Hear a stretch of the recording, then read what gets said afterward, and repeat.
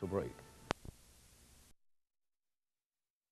Topic is an anatomy of an injustice, and we're talking to Mr. O. Bobby Brown, who is a private investigator and a paralegal in Nashville, Tennessee. And of course, Mr. Brown, let's see if we can pick up on this cold case that you're dealing with an injustice that you're outlining now. Okay. Now, I think I took you from the apartments where stuff started. Now we want to go, I'm going to take you now to the scene of where everything took place, which is 14th and Herman.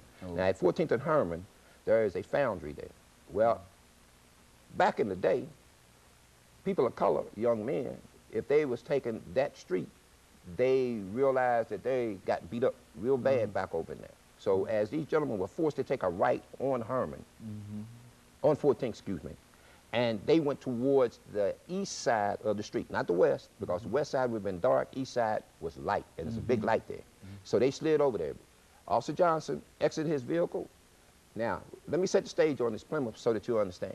It's a Plymouth Fury, and at that time period, it was frost and it had snowed out here, and the car was kind of steamed up inside, so he couldn't actually determine there was 5 people in this vehicle.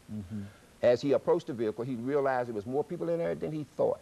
So he backed up, got back to a safe place with his vehicle, and then he starts telling people to disembark from that vehicle. He tells the driver to get out, then he tells the guy that's sitting beside the driver, told him to get out. Now we have 3 people in the back seat.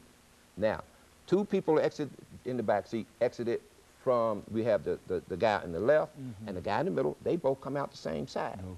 Now, as those 2 people cleared the vehicle, the guy in the middle, he said, "Brake." Well, the middle guy and the guy was sitting next to him and the driver, they ran south on 14th. At the same time as they're getting in the wind, Officer Thompson is turning the corner and he looks up and he sees people running. He's having a difficult time trying to stop his car because immediately he gets out and he fires 2 shots. Same time he fires 2 shots. Now you have 2 gentlemen that's sitting on the right side of the vehicle, which is Mr. Allen and another gentleman. Now, the gentleman, Mr. Allen, is the passenger beside the driver. So now we have the guy that's in the back seat. He immediately, after Officer Thompson fires 2 shots, he immediately falls on the ground. Mr. Allen said, "Oh, Lord, they're killing us." He reaches up by that time period to pull out the weapon that was up under the seat, the front seat. Officer Johnson fires 2 shots. So Mr. Allen fires 1 shot, which hits Mr. Johnson. By the time period when Mr. Johnson fires his 2 shots, Officer Thomason turns around and fires 2 more. At that time period, Mr. Allen turns around and fires. He hits the car door splinters up into fragments, and he goes across the radio saying that he's in an ambush and that a shotgun was used, which is incorrect. Which was a rifle that had hit. Which was a 30-30, which hit the door, and the door became missiles because of all the shrapnel that came off through the doors and the glass. Now, what's real wild about this case is that there was an interview of Officer Thompson about 2 or 3 days later, and it's in the newspapers. And we picked this up. He said he fired 4 shots.